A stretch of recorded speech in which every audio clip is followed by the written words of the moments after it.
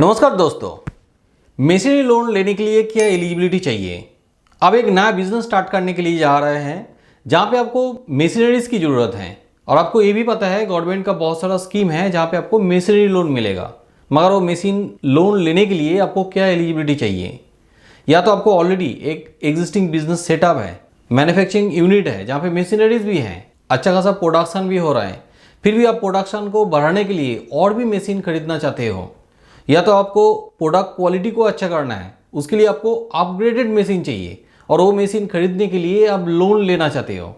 ये machinery loan लेने के लिए क्या एलिजिबिलिटी आपको चाहिए?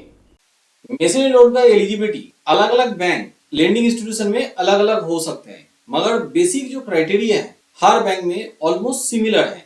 यहाँ पे मैं बेसिक क्राइटेरिया के बारे में बताएंगे ताकि आपको एक आइडिया मिले और टाइमली आप सारा डॉक्यूमेंट्स रेडी कर पाए जिस टाइम पे आप बैंक में लोन के लिए अप्लाई करोगे, ताकि आपको सक्सेसफुली लोन मिले और जल्दी से वो लोन मिल जाए।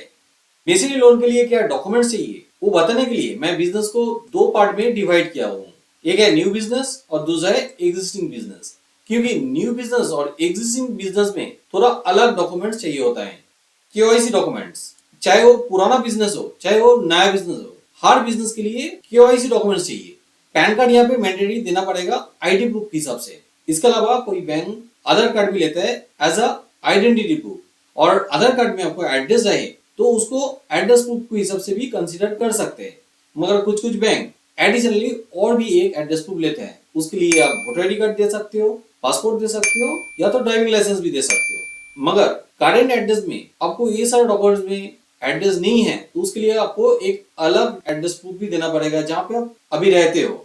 उसके लिए आप इलेक्ट्रिसिटी बिल दे सकते हो, नहीं तो किसी भी एड्रेस प्रूफ में एड्रेस को पहले चेंज करना पड़ेगा, उसके बाद ही आप लोन के लिए अप्लाई कर सकते हो। एक या तो दो पासपोर्ट साइज फोटोग्राफ देना पड़ेगा लोन को एप्लीकेशन करने के लिए। Age of applicant, minimum age 21 years होना चाहिए। ऐसा नहीं कि हर बैंक में आपको 21 ईयर्स एज में लोन मिल जाएगा। कुछ कुछ बैंक ये भी बता सकते हैं कि मिनिमम 25 ईयर्स एज होना चाहिए, तभी जाके हम लोग मेसनरी लोन दे सकते हैं। मगर मैं जितना तक देखा हूँ ऑलमोस्ट ऑल बैंक में 65 ईयर्स से ज्यादा टाइम के लिए लोन नहीं देते हैं। 65 ईयर्स के अंदर में जो बेसिक लोन दिया जाता है उसका ईएमआई पूरा कंप्लीट होना चाहिए और लोन क्लोज होना चाहिए, तो उस हिसाब से लोन दिया जाता है।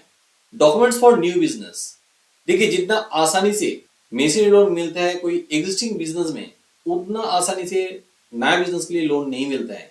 हो सकता है कि आपने देखा है कि गवर्नमेंट का बहुत सारा स्कीम है वहां पे नया बिजनेस के लिए मेसनरी लोन मिलते हैं, ये बात सही है। मगर मैनेजर के पास आप जब जाओगे उस टाइम पे मैनेजर लोन देने के लिए डिनाई कर सकते हैं। उन्होंने ये नहीं बताएगा कि आपने नया बिजनेस स्टार्ट करने के लिए जा रहा है तो इसलिए आपको लोन नहीं देंगे। वो कोई दूसरा बहाना बना सकते हैं क्योंकि उनको कॉन्फिडेंस नहीं मिलता है। वो सोचते हैं कि मैं एक नया बिजनेस के लिए लोन दे देंगे, उन्होंने बिजनेस रन नहीं कर पाया और मशीनरी के लिए जो लोन दे रहा है वो लोन उनका डूब जाएगा। मगर ऐसा नहीं है कि नया बिजनेस के लिए लोन नहीं मिलता है। आपका डॉक्यूमेंटेशन प्रॉपर रहे और आपने एक बिजनेस सेटअप बना लिया है तो वो देख के मैनेजर को कॉन्फिडेंस मिलता है कि ये जो बिजनेस करने के लिए जा रहा है ये बहुत सीरियस है, ये बिजनेस को रन कर पाएगी। तो उस केस में नया बिजनेस स्कीम में आपको मेसनरी लोन मिल सकते हैं। उसके लिए सबसे पहला आता है ट्रेड लाइसेंस। ये मैंडेटरी डॉक्यूमेंट्स है, आपको देना ही पड़ेगा। एमएसएमई रजिस्ट्रेशन सर्टिफिकेट ये भी देना होगा। मगर जीएसटी इंप्लीमेंट होगा आपका बिजनेस के लिए तो जीएसटी रजिस्ट्रेशन सर्टिफिकेट भी आपको देना होगा। साथ में पॉल्यूशन कंट्रोल का नो ऑब्जेक्शन सर्टिफिकेट आपका बिजनेस में इंप्लीमेंट है तो वो भी आपको देना होगा। If the business is an existing one, देखिए एग्जिस्टिंग बिजनेस में आपको आसानी से लोन मिल जाता है। आपका ऑलरेडी एक बिजनेस सेटअप है जहाँ पे ऑलरेडी प्रोडक्शन हो रहा है, मैन्युफैक्चरिंग यूनिट है। हाँ, यहाँ पे कोई डायग्नोस्टिक सेंटर भी हो सकता है जहाँ पे इक्विपमेंट लोन भी दिया जाता है। तो कोई भी जगह में आपको बिजनेस एग्जिस्टिंग रहे तो वहाँ पे लोन मिलना आसान होता है। उसके लिए आपको 3 साल का इनकम टैक्स रिटर्न देना होगा, 1 साल का बैंक अकाउंट स्टेटमेंट देना है, जीएसटी रजिस्ट्रेशन सर्टिफिकेट और 1 साल के लिए जीएसटी रिटर्न भी आपको देना पड़ेगा। जीएसटी रजिस्ट्रेशन एंड रिटर्न वहां पे जाइए जहाँ पे ये जीएसटी रिटर्न इंप्लीमेंट होता है। जहां तक एग्जिस्टिंग बिजनेस में कुछ ना कुछ लोन रहता है तो ऐसा कोई लोन रहे तो वहाँ पे लोन सैंक्शन लेटर और 1 साल के लिए लोन स्टेटमेंट देना पड़ेगा। आपका लोन क्लोज ऑलरेडी हो चुका है तो कुछ बैंक वहाँ पे नो ड्यू सर्टिफिकेट भी मांग सकते हैं। Mandatory documents, original quotation of masonry, ये चाहे वो पुराना बिजनेस हो नया बिजनेस हो दोनों केस में आपको देना पड़ेगा। Ownership proof of the property, कोई भी एक प्रॉपर्टी आपको खुद का होना चाहिए, चाहे वो रेसिडेंस या तो जिस बिजनेस प्लेस में आप बिजनेस रन करोगे वो प्लेस आपका नाम पे होना चाहिए। तो ये भी एक मैंडेटरी डॉक्यूमेंट्स जो आपको देना पड़ेगा। लोन देने के लिए बैंक सबसे पहले चेक करता है सिविल स्कोर या तो क्रेडिट स्कोर। हो सकता है कि प्री 500 का स्कोर चेक करे, जहां तक पीएसयू बैंक प्री 500 का स्कोर भी चेक करते हैं। आपका क्रेडिट रिपोर्ट सही होना चाहिए लोन मिलने के लिए, आपका स्कोर अच्छा होना चाहिए। आपका सिविल रिपोर्ट में कोई प्रॉब्लम्स है, एरर है, तो उसको पहले आप सुधार लो, उसके बाद ही लोन के लिए अप्लाई करें। क्योंकि सिविल रिपोर्ट आपका सही नहीं होगा या तो क्रिप का रिपोर्ट आपको सही नहीं होगा तो आपको मेसिनरी लोन नहीं मिलेगा। अब कैसे क्रेडिट रिपोर्ट सुधारोगे उसके लिए मेरा कंप्लीट ट्यूटोरियल है यूट्यूब चैनल में। वो ट्यूटोरियल का लिंक मैं नीचे डिस्क्रिप्शन में देके रखेंगे, वो ट्यूटोरियल देख के खुद ही आप रेक्टिफिकेशन कर सकते हो। लोन एप्लीकेशन करने से पहले जरूर आप सिविल स्कोर चेक कर लीजिए, क्रेडिट स्कोर चेक कर लीजिए। कोई प्रॉब्लम्स है तो उसको पहले रेक्टिफाई करें, उसके बाद ही लोन के लिए अप्लाई करें।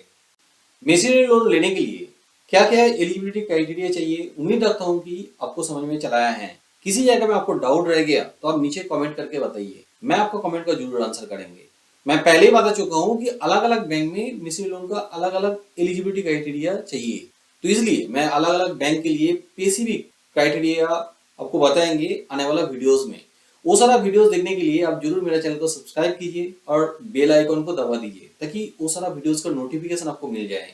मेसिनरी लोन के लिए आपको और भी जानकारी चाहिए या तो आपको मेसिनरी लोन चाहिए, उसके लिए आप हमें कांटेक्ट भी कर सकते हो। हमारा हेल्पलाइन नंबर नीचे डिस्क्रिप्शन में दिया हुआ है, उस नंबर पे आप कांटेक्ट कर सकते हो। मंडे से लेके सैटरडे तक ये नंबर ओपन रहते हैं, सुबह 10 बजे से लेके 8 बजे। आप चाहे तो हमें व्हाट्सएप भी कर सकते हो, व्हाट्सएप के लिए अलग से नंबर डिस्क्रिप्शन में दिया हुआ है। वीडियो एंड तक देखने के लिए बहुत बहुत धन्यवाद।